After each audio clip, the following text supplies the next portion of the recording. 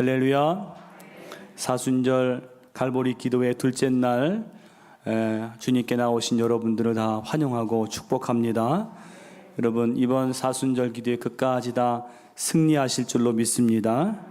오늘 사모하는 영혼에게 만족을 주시고 줄인 영혼을 채우시는 하나님의 은혜가 여러분에게 충만하게 임하시기를 축원합니다. 오늘 말씀의 제목은 복이 있나니, 복이 있나니 핸드북에 나와 있습니다. 오늘 읽은 이 말씀은 일명 산상수훈이라는 유명한 말씀이죠. 산상수훈. 산상수훈이라는 말은 말 그대로 산 위에서 주신 교훈들입니다. 그래서 1절에 보면 예수께서 무리를 모시고 산에 올라가 앉으시니 이렇게 시작을 합니다. 오늘 본문은 이 산상수훈 가운데서도 가장 유명한 팔복의 말씀입니다. 팔복의 말씀. 이 팔복의 말씀을 가만히 보면 하나의 반복되는 형식이 있습니다. 뭐냐면 이러이러한 자는 복이 있나니 그들이 이러이러한 복을 받을 것이며, 그래서 이 형식들을 얼핏 보면 앞에는 복의 조건이고 뒤에는 복의 결과로 생각이 됩니다. 그래서 이 팔복의 말씀이 이렇게 열심히 살아라, 그러면 이런 복을 받을 것이다, 그런 말씀으로 생각되기 쉬운데 사실은 그런 의미가 아니라 이런 의미입니다. 이렇게 사는 자들은 이미 복을 받은 자들이다. 그러므로 기뻐하고 즐거워하라, 그런 의미인 것입니다. 그래서 오늘 여러분 이 말씀 읽을 때에 이 말씀이 내 마음에 공감이 되고, 내가 이렇게 살고 있지, 내 마음이 이런 마음이지, 이런 생각이 들면 여러분 기뻐하세요. 여러분들은 이미나 복을 받은 자들인 줄로 믿습니다. 오늘 본문을 통해서 과연 어떤 사람들이 복을 받은 자들인지 함께 살펴보고자 하는데요. 오늘 8가지이기 때문에 짧게 하겠습니다. 그러나 굉장히 중요한 내용입니다. 첫 번째로는 심령이 가난한 자가 복이 있다. 3절이죠. 심령이 가난한 자는 복이 있나니 천국이 그들의 것이며. 여러분, 심령이 가난한 게 뭘까요? 헬라어에 가난하다에 해당하는 뜻을 가진 단어가 2개입니다. 죄송합니다. 헬라어 페네스와 푸토코스. 페네스와 푸토코스. 이 페네스는 가난은 가난인데 하루하루 생계를 위해서 일하지 않으면 안 되는 정도의 가난이 페네스고, 푸토코스는 절대적인 극빈을 의미합니다. 너무 가난해서 남에게 굽실거리거나 무릎을 꿇지 않으면 안 되는 정도의 가난이 푸토코스라 그래요. 오늘 심령이 가난하다에 쓰인 이 단어는 페네스가 아니라 푸토코스입니다.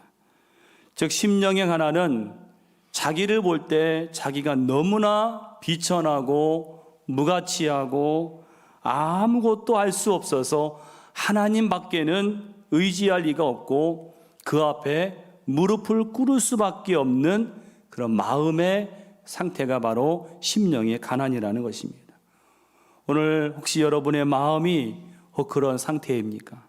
여러분, 그 마음이 복이라는 거예요. 기뻐하시기를 바랍니다. 그 좋은 예가 여러분 베드로입니다. 베드로가 갈릴리의 베테랑 어부였지만은 하루는 그물질에 완전히 실패를 하고 돌아와서 예수님 말씀에 순종했더니 2배가 가득하게 채워지는 기적을 경험했습니다. 그때 여러분 베드로가 어떻게 했습니까? 예수님 무릎에 엎드려서 고백하기를, 주님, 나는 죄인입니다. 나를 떠나소서. 여러분, 이게 바로 가난한 심령인 것입니다. 그런데 그 심령의 가난함이 복이라는 거예요. 오늘 천국이 그들의 것이니라.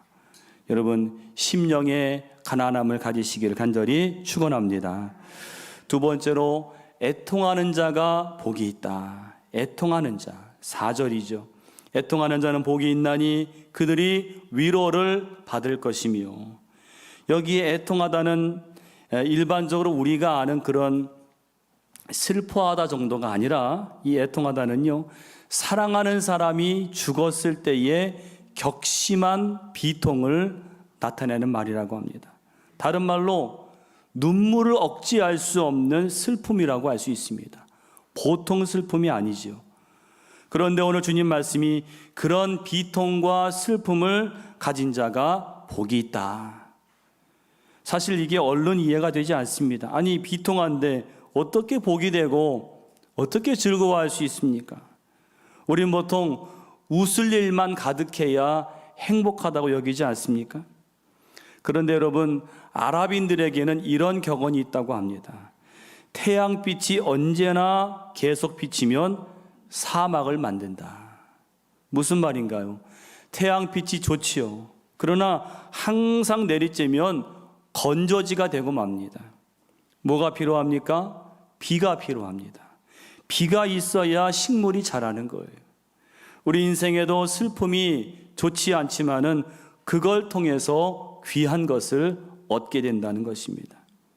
오늘 특별히 4절에서 예수님은 애통을 말할 때 어떤 애통인가 하면 자신의 죄와 자기의 무가치를 절망하리만큼 슬퍼하는 애통인 거예요. 여러분, 누가복음 18장에 나오는 바리새인과 세리의 기도 이야기 아시죠? 거기서 세리의 기도가 예수님의 칭찬을 받았습니다. 왜 칭찬을 받았습니까? 세리가 기도할 때 어떻게 하는가 하면 가슴을 치면서 애통해 했습니다. 하나님, 불쌍히 여기소서. 나는 죄인입니다. 그렇게 애통해 하는 것입니다. 여러분, 오늘 여러분들이 애통하는 마음으로 어떤 큰 슬픔으로 기도할 수밖에 없는 그런 형편이십니까? 애통하시기 바랍니다. 거기에 하나님의 위로가 넘치게 될 줄로 믿습니다. 세 번째는 온유한 자가 복이 있다. 온유한 자. 5절이죠. 온유한 자는 복이 있나니 그들이 땅을 기업으로 받을 것이며. 여러분, 온유하다 해당하는 헬라어는 프라우스라고 합니다. 프라우스. 이 프라우스는 통상적으로 잘 길들여진 동물을 이룰 때 쓰는 단어입니다. 다시 말해서 명령에 잘 따르고 고삐가 이끄는 대로 잘 통제될 때 쓰는 말이 프라우스입니다. 따라서 온유한 자는 단지 따뜻하고 부드러운 마음만을 의미하는 게 아니라 자기의 모든 본능과 또 충동과 격정을 잘 통제하는 마음을 일컬을 때 온유한 마음이다. 그런 자가 복이 있다는 거예요. 그러니까 여러분, 온유한 사람은 마음대로, 마음 가는 대로, 감정대로 살아가지 않는 거지요. 성경의 온유한 사람의 이해가 바로 이삭입니다. 여러분, 창세기 26장에 보면 이삭이 그랄 땅에서 우물을 파는데 우물을 파는 곳마다 물이 터져 나오지요. 그런데 우물을 파는 족족 다 빼앗깁니다. 그럼에도 이 이삭이 다투지 않고 다른 곳으로 옮겨서 또 우물을 파는 겁니다. 그는 자기의 충동과 격정을 잘 통제했던 사람이에요. 온유한 마음의 사람인 것입니다. 놀라운 것은 그 이삭이 나중에 그 모든 땅을 차지하게 되는 것입니다. 오늘 말씀 그대로입니다. 온유한 자는 복이 있나니 그들이 땅을 기업으로 받을 것이며. 네 번째는요, 의에 줄이고 목마른 자가 복이 있다는 것입니다. 6절에 보시니까 의에 줄이고 목마른 자는 복이 있나니 그들이 배부를 것이며. 여기에 줄이고 목마르다는 말은요, 우리가 보통 아는 줄임과 목마름보다는 훨씬 더 심각한 수준이라고 합니다. 고대의 팔레스틴의 노동자들이 먹는 게 너무나 부실하고 없으니까요. 너무나 변변치 않은 나머지 이 고대 팔레스틴 노동자들은 허기와 아사의 경계선에 있었다 그럽니다. 허기와 아사의 경계선. 또한 물이 너무나 귀해서 여행이라도 하면 그 모래 폭풍과 열풍을 만나게 되는데 그때마다 숨이 막히고 죽을 것 같은 갈증을 겪었다는 것입니다. 오늘 이 6절에 줄이고 목마르다는 이런 상태를 묘사하는 말인 것입니다. 그러게 여러분, 의에 줄이고 목마른 자라는 것은 이런 뜻입니다. 지금 굶어 죽어가는 자가 음식을 원하는 만큼, 그리고 목말라 죽어가는 자가 물을 원하는 만큼 의를 갈구하는 자, 그런 뜻입니다. 오늘 여러분, 우리는 얼마나 간절한 마음으로 의를 갈구하시고 하나님을 갈구하십니까? 여러분, 삭개오를 생각해 보세요. 삭개오는 죄인의 대명사였던 세리였고, 거기다가 세리장이었습니다. 사람들로부터 온갖 비난과 소외를 당했을 이 삭개오가 예수 만나기를 갈구했어요. 예수의 굶주렸고 예수의 목마른 나머지 그 여리고의 세리장이 나무까지 올라갔습니다. 그리고 예수님이 그 삭개오를 부르셨을 때에 급히 내려와서 즐거워하면서 그 예수님을 영접했습니다. 여러분, 오늘 하나님을 찾는 우리에게도 이 삭개오와 같은 굶주림과 목마름과 간절함이 있으시기를 축원합니다. 하나님은 줄인 영혼과 목마른 영혼에게 만족을 주시고 좋은 것으로 채워주실 줄로 믿습니다. 다섯 번째로, 긍휼히 여기는 자가 복이 있다. 7절입니다. 긍휼히 여기는 자는 복이 있나니 그들이 긍휼히 여김을 받을 것이며. 여러분, 여기 긍휼히 여기다는 것은 불쌍히 여긴다라는 의미에서 나아가서 상대방 입장에서 내가 내 자신을 상대방 입장에 놓고 그와 같은 심정으로 보고 느끼는 것입니다. 한마디로 공감이죠, 공감. 이런 긍휼을 잘 보여주는 사람이 누구냐면 다윗의 친구 요나단입니다. 여러분, 요나단은 사울 왕의 아들이지요. 근데 누구보다도 사실은 이 다윗을 미워할 만한 사람입니다. 왜냐하면 아버지의 뒤를 이을 자가 자기인데, 자기가 왕이 돼야 되는데 이 다윗이 너무나 인기가 좋은 거예요. 그럼에도 요나단은 다윗을 사랑했어요. 말씀 보니까 자기 생명같이 사랑했다 그랬습니다. 한 번은 아버지 이 사울이 다윗을 죽이려고 할 때에 다윗 입장에 서서 적극적으로 그를 변호하는 거예요. 다윗이 이러지 않았습니까, 아버지? 그랬을 때 사울이 내가 죽이지 않으리라. 결국에는 이 다윗의 목숨을 살리게 되죠. 여러분, 요나단의 이 다윗 사랑은 다름 아닌 긍휼히 여김이었어요. 공감이었습니다. 놀라운 것은 이 요나단의 긍휼히 여김은 훗날 그의 아들 때에서 그 열매를 거두는 것입니다. 다윗이 왕이 된 후에 이 요나단의 아들 무비보셋이 살아 있었습니다. 그런데 절뚝발입니다. 그 무비보셋을 다윗이 찾아내서 내가 요나단에게 받은 대로 은총을 베풀리라. 그러면서 그 무비보셋을 항상 자기와 같은 식탁에서 음식을 먹도록 그렇게 은혜를 베풀었다는 것입니다. 긍휼히 여기는 자는 긍휼히 여김을 받을 것이며, 바로 그대로 복이 임한 것입니다. 여섯 번째, 마음이 청결한 자가 복이 있다는 것입니다. 8절입니다. 마음이 청결한 자는 복이 있나니 그들이 하나님을 볼 것이요. 여러분, 여기에 청결하다는 것은 세 가지 의미가 있습니다. 하나는 깨끗함입니다. 청결함은 깨끗함입니다. 더러운 옷을 깨끗하게 빨면 그 옷이 희어지지 않습니까? 두 번째로 이 청결함은 걸러냄의 뜻이 있습니다. 여러분, 예전에 키질을 하면 그 가벼운 겨는 날아가지 않습니까? 또 채를 갖고 곡식을 이렇게 채질을 하면은 고운 가루를 걸러내지 않습니까? 그게 청결함이라는 것입니다. 또 세 번째는 순수함. 과거에 이 고대에는 우유나 포도주에 물을 섞지 않고 비혼합한 그런 상태. 여러분, 우리 사람 마음 중에는 이런 마음이 있다는 거예요. 그 마음에 어떤 사심이나 탐심이 없고 아주 순전한 마음이 있습니다. 하나님은 그 마음을 기뻐하세요. 여러분, 예수님의 제자 바돌로메가 요한복음 1장에 보면 그 이름이 나다나엘로 나옵니다. 나다나엘. 예수님이 그를 처음 모시고 하신 말씀이 뭐냐면 이는 참으로 이스라엘 사람이라 그 속에 간사한 것이 없도다 그랬습니다. 여러분, 그 마음이 바로 청결한 마음인 것입니다. 오늘 저와 여러분의 마음도 청결하시기를 축원합니다.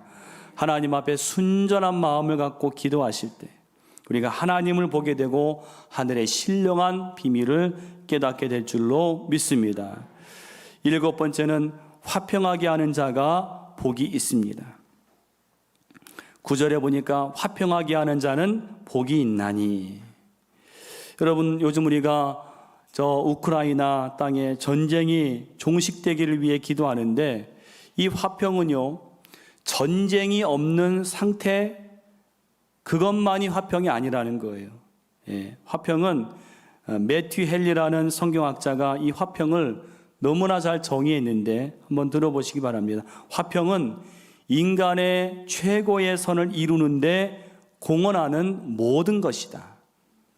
화평은 인간의 최고의 선을 이루는데 공헌하는 모든 것이 화평이라고 하는 것입니다. 여러분, 예수님이 겟세마네 동산에서 기도하신 다음에 군인들이 다가와서 예수님을 잡았습니다. 그때 베드로가 화가 난 나머지 이 군인의 귀를 잘라버렸죠. 사실 제가 예수님 입장이라면 베드로가 너무나 고마웠을 거예요. 적어도 그냥 가만히 있었을 텐데 예수님은 그 잘린 귀를 만져서 고쳐주시는 거예요. 그러면서 하시는 말씀이 내가 아버지께 구하면 하늘에 저 천사들의 군대를 보내시지 않겠느냐? 그러나 그렇게 하면 성경의 말씀이 어떻게 이루어지겠느냐? 하나님의 뜻이 어떻게 이루어지겠느냐? 그러면서 그 귀를 낫게 하셨어요. 여러분, 예수님은 하나님의 뜻 십자가의 구원을 이루시기 위해서 자기를 잡으러 온 자에게도 선을 베풀고 그를 낫게 하신 것입니다. 여러분, 이게 바로 화평하게 하는 자의 마음이고 그런 자가 하나님의 아들이라 일컬음을 받게 될 줄로 믿습니다. 마지막으로 의를 위해 박해를 받는 자가 복이 있다. 9절에 나오지요. 여러분, 박해는 핍박과 고난을 의미하는데 여러분, 이 핍박과 고난은 세 종류가 있습니다. 첫 번째는 내 잘못과 내 죄 때문에 맞이하는 핍박과 고난이 있습니다. 두 번째는 애매히 당하는 핍박과 고난이 있습니다. 애매해요. 당할 이유가 없습니다. 억울하게 당하는 거예요. 세 번째는 의를 위해 달게 받는 핍박과 고난이 있습니다. 이것이야말로 우리 성도들이 받아야 할 핍박과 고난입니다. 여러분, 초대교회 성도들의 그 핍박과 박해를 보니까요, 우리가 흔히 아는 사자에게 밥으로 던져지거나 또 불에 던져져 죽임을 당하는 건 오히려 더 낫다고 합니다. 이 네로 같은 황제는 신자들을, 당시의 초대교회 성도들을 잡아서 역청에 말아가지고 산채로 불을 붙여서 그 궁전의 정원을 밝히는 횃불로 썼다는 것입니다. 또 야생동물의 가죽을 입혀서는 자기의 사냥개들을 풀어서 그 신자들을 찢어서 죽이게 했다는 것입니다. 쇳물을 몸에 부어서 고통을 받게 해요. 차마 입으로 말하기도 어려운 무서운 박해들이 너무나 많이 있더라고요. 여러분, 초대교회 성도들이 어떻게 이런 형벌을 다 알고도 각오하고 예수를 믿었을까요? 예수를 믿으면 그런 형벌을 받는 걸 다 알고 있습니다. 그런데도 예수를 믿었다는 거예요. 그런데도 예수를 고백했다는 거예요. 오늘 그 이유 중에 하나가 오늘 예수님의 이 말씀을 그 당시 성도들은 그대로 믿었기 때문입니다. 어떤 말씀입니까? 의를 위해 박해를 받는 자는 복이 있나니 천국이 그들의 것임이라. 오늘 이 말씀을 그대로 믿고 받아들인 결과 그 무서운 박해를 다 이겨낸 것입니다. 오늘 우리도 주님을 위해서, 내 잘못이 내 죄 때문이 아니라 주님을 위해서 의를 위해 당하는 고난과 핍박이 있다면 여러분 오히려 기뻐하고 즐거워하시기를 축원합니다. 그럴 때 하늘에서 큰 상급이 우리에게 기다리게 될 줄로 믿습니다. 오늘 이 팔복의 말씀이 오늘 여러분의 삶 가운데 이 사순절 기간 동안에 훈련되셔서 우리의 삶에 큰 복이 되시기를 간절히 축원합니다. 기도하겠습니다. 하나님, 우리를 독생자 아들 예수를 보내셔서 구원하신 것도 감사한데 오늘 예수님의 이 팔복의 말씀들 다시 한번 알게 하시고 우리가 이미 너무나도 큰 복을 받은 자들인 것을 깨닫게 하심을 감사합니다. 하나님, 기뻐하고 즐거워하게 하여 주시옵소서. 주님을 위해서, 의를 위해서 우리가 신앙으로 살며 말씀대로 살며 또 고난을 받고 핍박을 받는 것을 오히려 기뻐하고 감사할 수 있는 복된 신앙들이 되게 하여 주시옵소서. 이 사순절 기도에 참여하신 우리 모든 주의 교우들, 하나님, 주님께서 이 사순절 동안에 십자가를 묵상하고 주님의 고난을 묵상하고 부활을 묵상할 때 하나님, 우리의 신앙이 독수리처럼 올라가는 신앙이 되게 하시고 더 경건한 신앙들이 되게 하여 주시옵소서. 여러 가지 마음의 소원들, 기도의 제목들을 담아 이제 귀한 예물을 드린 손길들 기억해 주시어서 그 기도의 제목이 다 하늘에 상달되게 하시고 응답을 얻게 하여 주시옵소서.